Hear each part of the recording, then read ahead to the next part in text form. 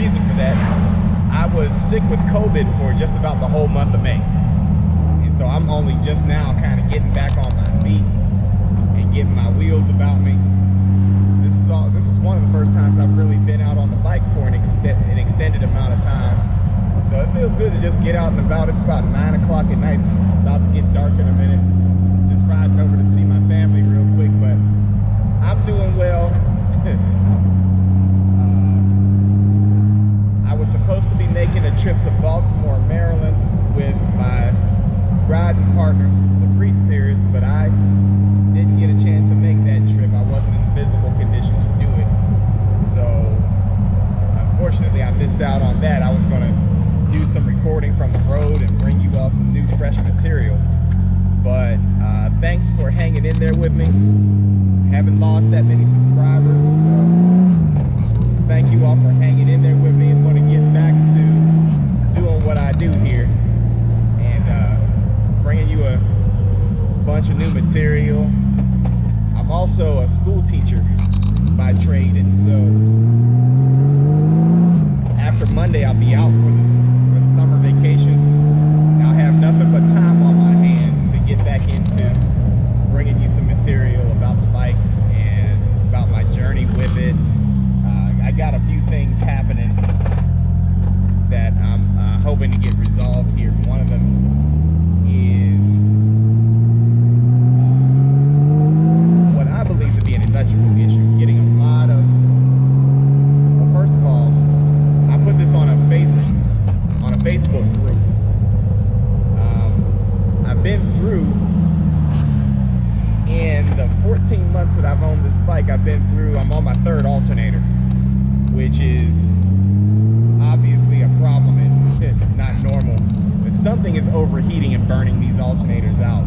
I don't know what the draw is, and so when I get the bike into a shop and have somebody really take a look at the electrical system.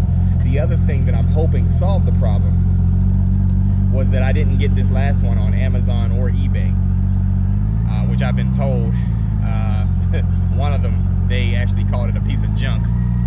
So, you know, me not knowing any better, you know, trying to cut a couple corners and save a few dollars, made a mistake of trusting eBay and Amazon products. I guess you can't do that for everything. So this one I got from a generator shop. It's under warranty, so if it goes, I can take it back to the shop and they can do what they do with it. But I'm actually on a waiting list with a local mechanic to get the bike in and take a look at the entire electrical system and find out what the draw is. Because the other thing is that I'm getting in, and this is for anybody who might know or have an answer to this question too, because I most certainly don't. I'm not an electrician at all, but I'm getting an inordinate amount of heat coming from the general area where the alternator is. And so whenever the bike is idling, and I'm talking about at red lights or just in the driveway as I'm preparing to leave the house or whatever it is, I notice that it does get really hot down there. And sometimes the temperature gauge can go up to about halfway, which for me is unusual because I'm used to seeing that temperature gauge just above the seat and not really getting all that hot. But I do notice that occasionally it will run hot and I'll be feeling that heat. And I've even seen a little bit of smoke come from there before on one of those other alternators. And so I really want to get that examined. I'll bring you a full report whenever that mechanic, whenever that shop is able to get in and look at the bike. I'll tell you all exactly what happened there. But in the meantime, if you're at all any kind of expert with these bikes, or if you've had that problem and you have a possible solution, feel free to drop a comment.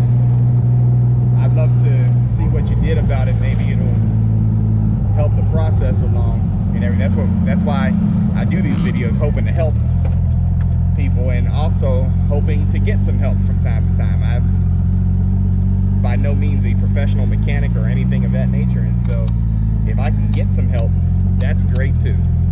All right, so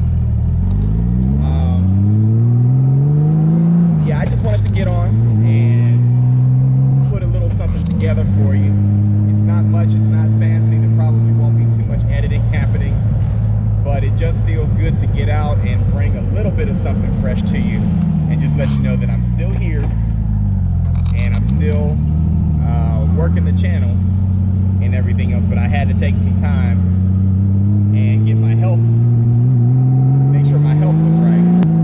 I don't wish COVID on anybody, not even my worst enemy do I wish that on. So, but it feels good to be back on my feet, get off the soapbox for a little bit. Riding over to my mother's house to holler at my family. I had some family members that came in from out of town. And actually, they'll get a chance to see my bike up close and in person. They've only seen it on the channel and on some of my other videos. And so it'll be nice for them to actually see it in person and see what I do and everything else. And eventually, I have two things happening that I want to bring you. One of them is we're going to build some speaker pods in the back where the 4x6s are mounted in what used to be the storage compartments. We're actually going to build a speaker pod to go around those and give it a little bit better presentation and a little bit better protection in wet weather, number one. And number two,